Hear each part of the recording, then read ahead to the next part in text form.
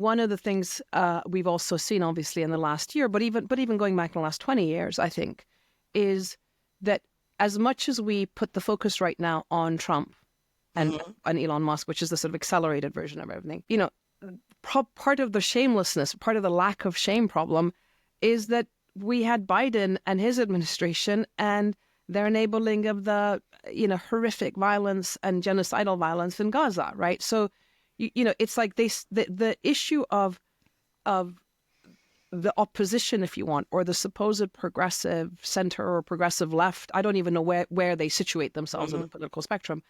But the fact that they are complicit in so many of these ways in which, as you say, do you see that in Turkey as well, that the opposition kind of doesn't really have a leg to stand on, basically? Like who are we trying to sort of reach out to say, okay, here is an alternative that one could have, right? I mean, perfect question. Perfect. Yeah. I mean, like, it's so true. Gaza was the last act for the Western world in their big theater of moral superiority. That's done. It's the end of something, several things, but it's the end of this idea of moral superiority.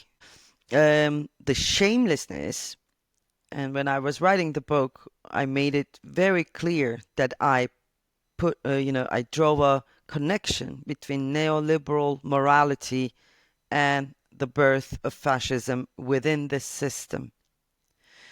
For quite a long time after the Cold War, we have been repeatedly fed the same propaganda that totalitarianism cannot come from a free market economy, that it only can come from a socialist oppressive regime.